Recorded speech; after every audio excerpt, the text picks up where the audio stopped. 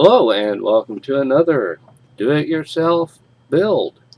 In this episode we are going to be building an ASUS PBH77V H77 i5 3570K gaming rig. This is not sponsored in any way, shape, or form by ASUS. All of the parts have been bought by me. Well, some of the parts were bought by me and supplied by me, whereas these were also given to me by a friend of mine for a build for her son's birthday. So what you're looking at is the main motherboard of the system that we're getting ready to build. Granted that it's upside down to me, but it's right side up for you. You have the motherboard. We have the back plate, which will actually come in later when we actually put this into the system, into the casing, which is in a different location right now. We have the back plate for the heatsink mount. We have the front plate as well for the heatsink mount. A Thermaltake ring silent heatsink for the CPU. The Thermaltake fan for the CPU. I'm showing you all of this ahead of time because once we actually get into the build, putting it all in, what I'm showing you now is what needs to be pre-assembled before putting it into its motherboard, or into its case. We have thermal paste for the CPU and the heatsink. I believe this is TG4. Let me put it up there for you. Thermal grease grade 4. You'll need a screwdriver. Is pretty much the only tool you'll need for this. And the processor itself, which is an i5 3570K, which is the same processor I'm using in my gaming computer right now, the one I'm recording on at this time.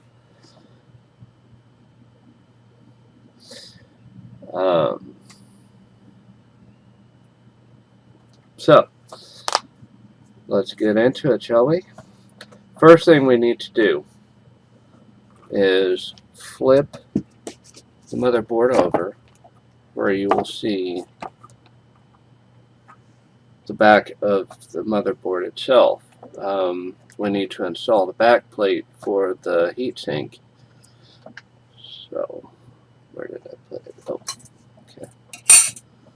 And the back plate has a foam side and a metal side.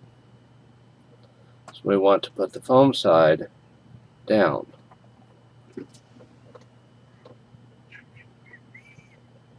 Sure to line up the holes. Make sure that I'm centered on the camera first. Oh, and one other thing I forgot to show you was the memory that was going in it. It is G-Skill DDR3 1333. It is about 4 gigs. There are, as you can see, 2 chips, so there's going to be 8 gigs going onto this system. That also comes into play later. Alright, let's get to mounting this up. A little bit of pre-assembly it's necessary at this point.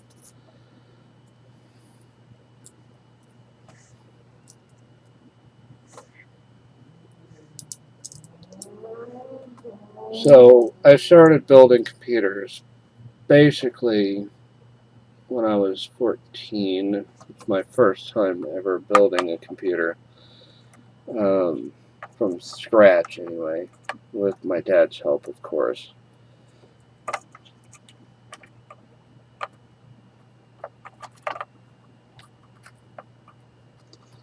Since he was the one that supplied most of the parts for it. Okay, what I'm doing is I'm centering up the mounting screws so they'll be on straight. And then I'm going to be centering, making sure that that's centered. Move this up in here.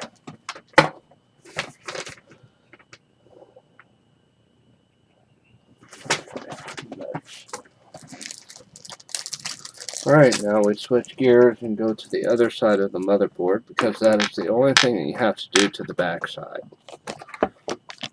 So carefully, and without losing any of the screws, we flip this over and we see the 4 screws that are protruding from the motherboard side right above the CPU.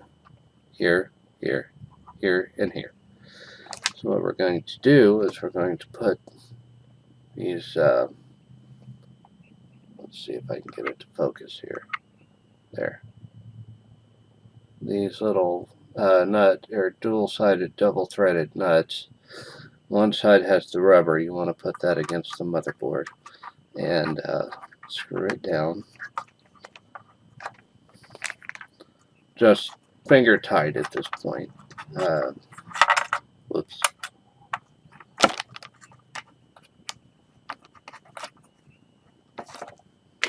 Let's get the 30 degrees out of the way. Wrong way. There is really only one way you can put these on, because if you try to go the other way, the holes are too big for the thing. Anyway, building computers has always been a passion of mine since a very young age.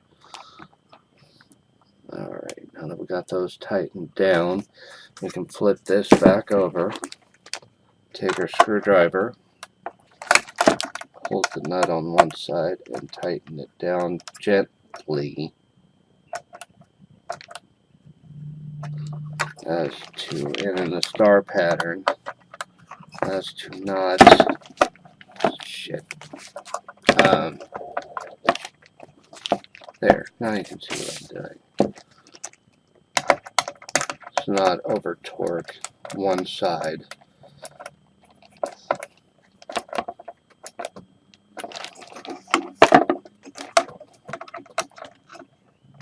I'm actually in my studio right now, which is very, very nice. But when it comes down to the casing, my desk is not big enough to support it. So I'm going to have to move this to my office downstairs once we get this built.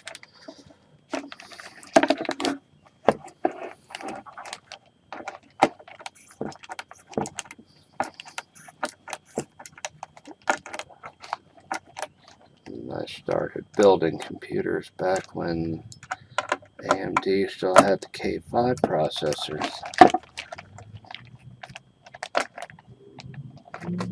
Alright, got those tightened down. Oops. There.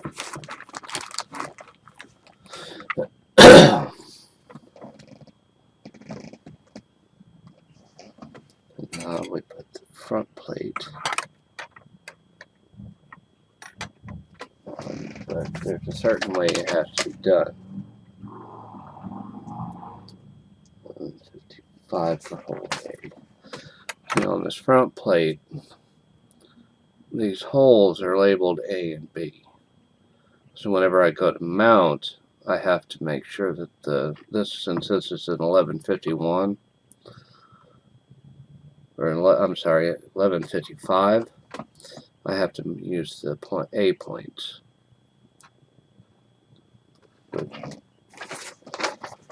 They go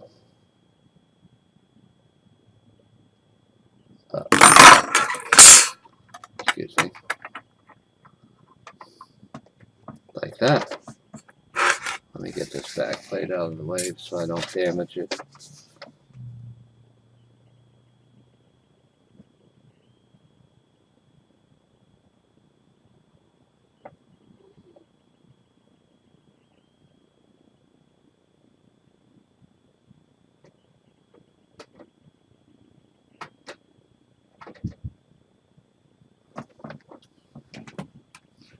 Sorry for the background noise, my cat's roaming around.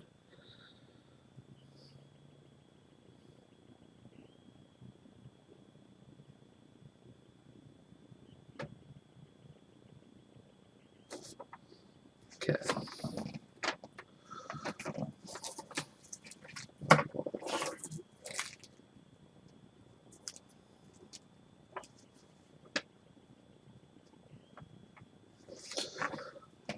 And we just screw it down.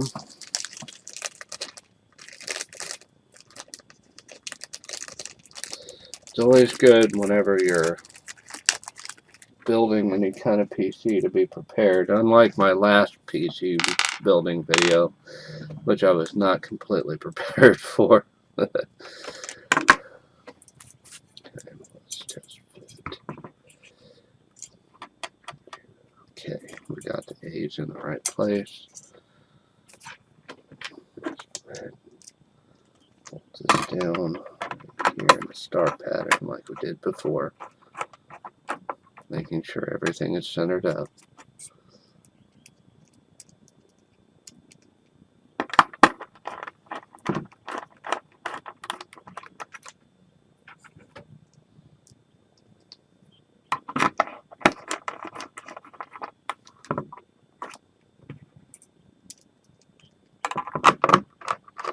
The reason these holes are actually going to come in to play later on after we put the CPU in, which I'm getting ready to do because we've gone as far as we can with the heatsink mount. Now,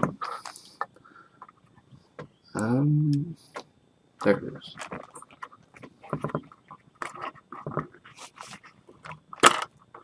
Okay. Pop that cover off. Make sure this is in its fully locked and up, or fully unlocked and upright position. We go to get the processor to put it in. And since these newer processors are actually very nifty whenever you look at them, they're pinless. Let's see if I can get it to focus.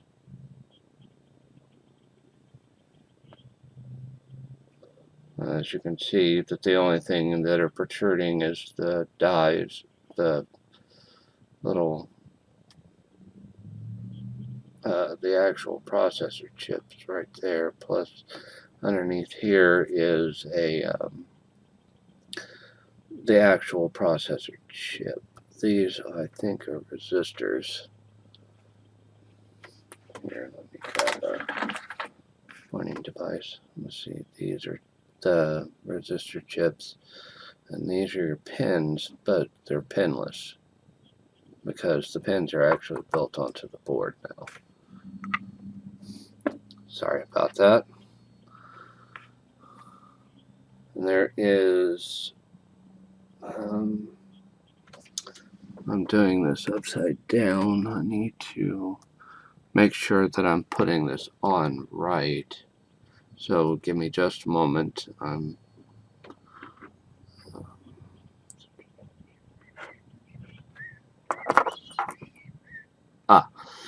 Yes, if you see, there are notches on the side, so that way you can, it's meant to be keys, so that you don't put it in upside down or backwards.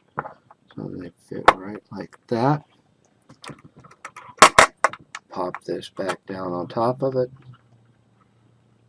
And I know this is the scary part, but it's really nothing to be afraid of. But you have to push this down with quite some force.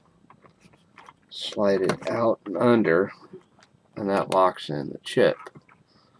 Because you don't have to really worry about bending pins, because all that's doing is just seating the CPU. Now that we have that taken care of, excuse me, we can move on. I don't know if I need those or not. Probably not. Anyway, I don't know if I told what model this is, but it's the Thermaltake Ring Silent 12.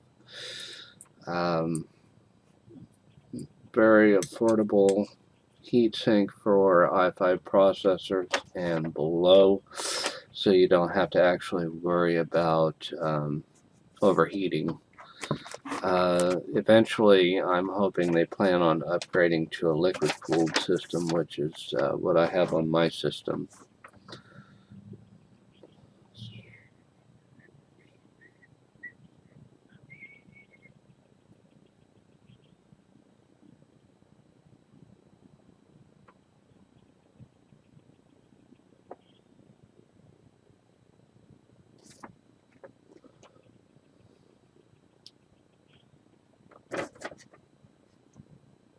Okay.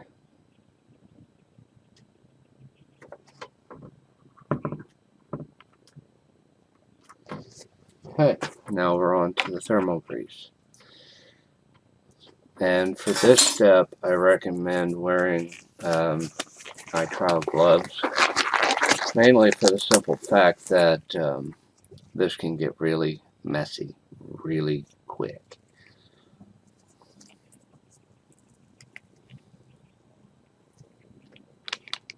Plus, it helps that you can use the glove to spread the thermal grease around evenly.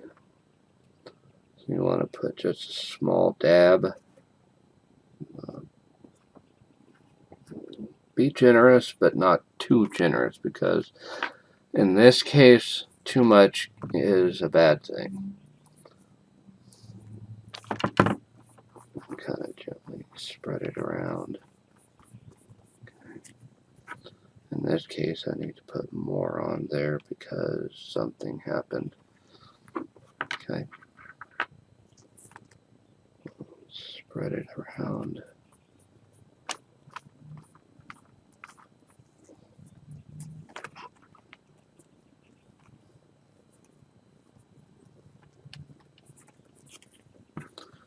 This just isn't wanting to spread at all.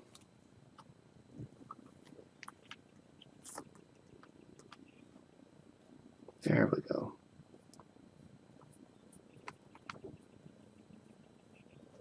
You don't glob it. You want to make sure that it goes down nice and smooth-ish.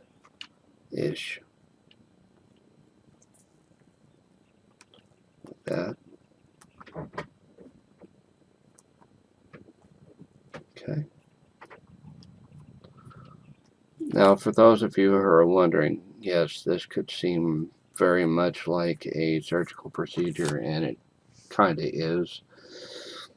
Alright, now that I've got my glove on, I'm going to go ahead and put some of the thermal paste also, or grease also, on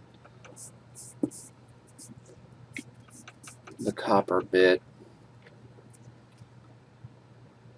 You shouldn't need that much. Now, as long as I get it on there relatively evenly.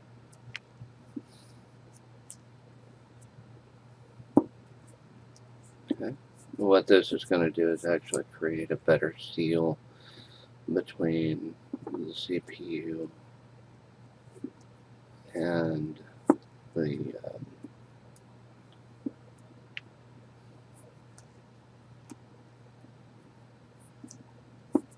heatsink. Right there. Well, at this point, you can take off the glove. It's no longer needed. And this is the point where we attach the fan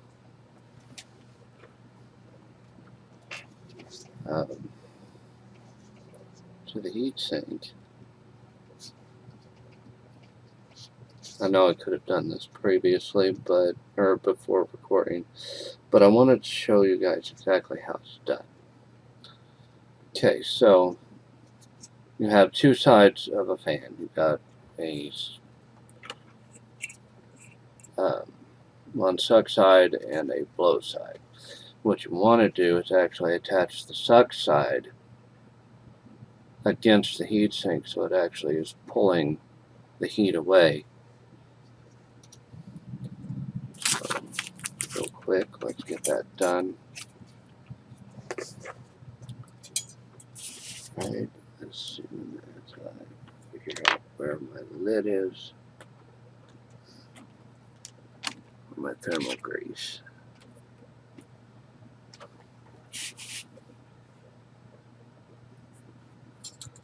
Don't worry if you get some on your finger. A little bit of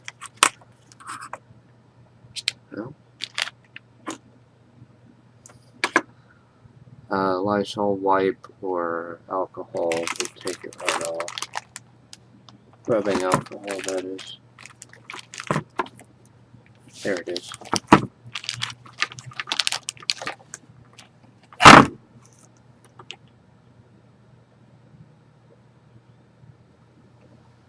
Okay. Alright. Moving this aside for right now. So I can show you how to do this part. Once I've already went ahead and put on the clips beforehand. Attach the fan, cable side up, down. You want to make sure that the motor is against the heatsink.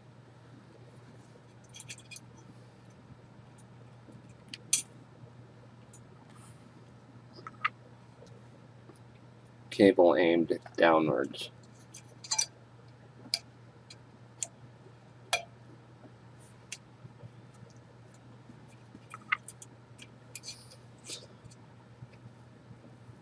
This is actually the tricky bit because if you don't get those clips on just right, it could fly apart, and we don't want that. But that's pretty much the assembly of a heatsink right there. Alright, now we bring back the motherboard. Yes, I am actually doing this on the anti-static bag that the motherboard came in. Okay.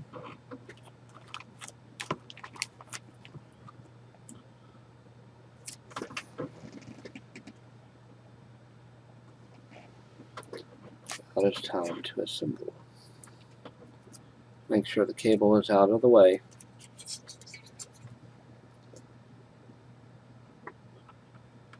Make the surfaces and kind of wiggle it around a little bit. Make sure that the thermal paste or grease, whichever you're using, is seating itself. I know it's kind of hard to see what I'm doing underneath of it, but I'm installing the bracket that holds it down at this point. Wow, they did not make that easy to put in. This for the fact that there's a bolt right here, there's a screw right here underneath the fan, so I'm going to have to take the fan back off in order to put it on there.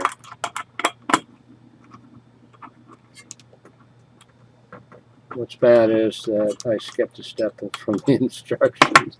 and put the fan on too soon. So let's go ahead and remove the fan for right now.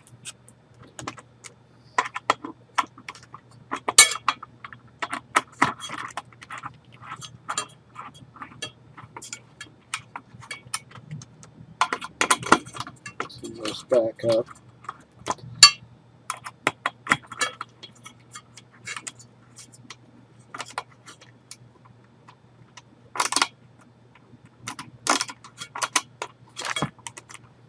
I have a ratcheting precision screwdriver to help me with tight spaces, which is exactly what this is. You want to make sure that you get this down tight. Excuse me.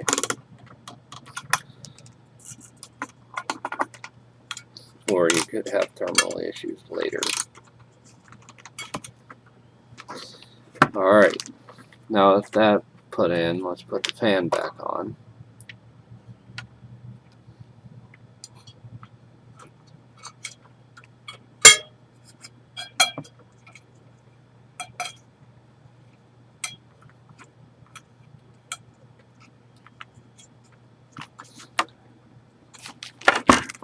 Sorry, I need to be able to see this so I can put it back on.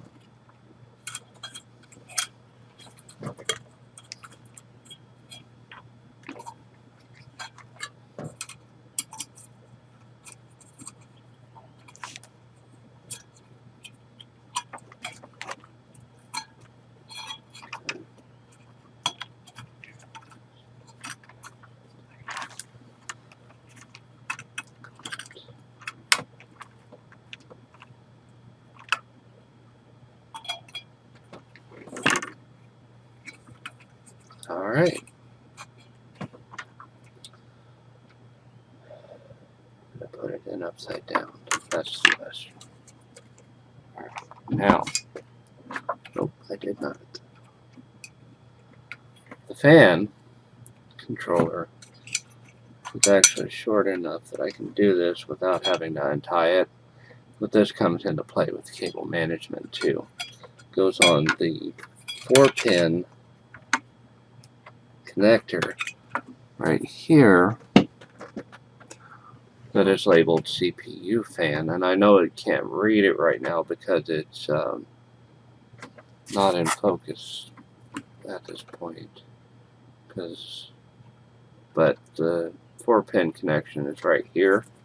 The one right next to it is for the chassis fan. That'll come into play later whenever we're assembling the case. Okay. Make sure that's on there nice and snug. Push it down until it clicks, and you're done with that part.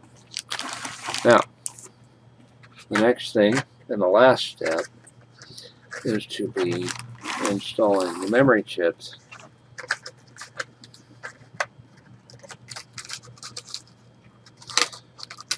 As stated earlier, these are DDR3. I know the DDR4 technology is around now, but we've opted for DDR3 technology for this build. There's a notch right here.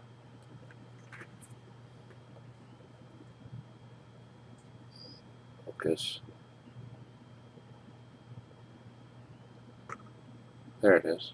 See the notch right here? That actually goes to a specific point on the motherboard right here.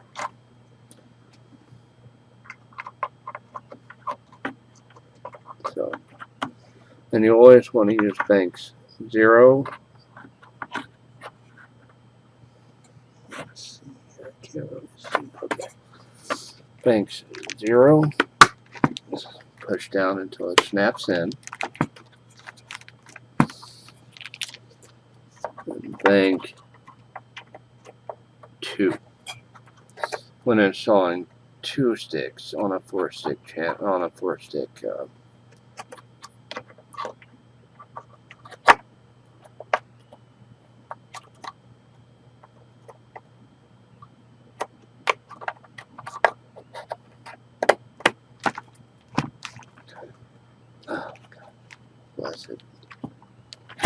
There.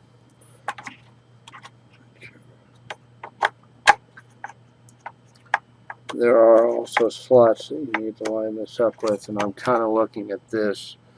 You're looking at it as it was towards you, but I'm actually looking at it if it's because it's behind the heatsink. I have to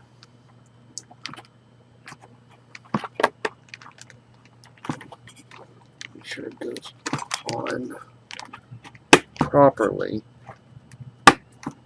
because these are, you can easily damage the chips on the motherboard if you're not careful. Alright,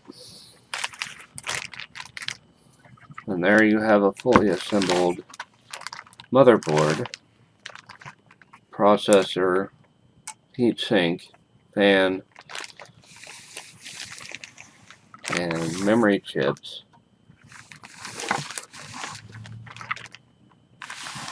So next we move on downstairs to the office to assemble the casing. And that will take care of it for this episode of DIY desktop build for gaming computers. If you liked it, hit that like button. Love it. Share it if you wish. Subscribe. And as always, I will see you in the next video. Later.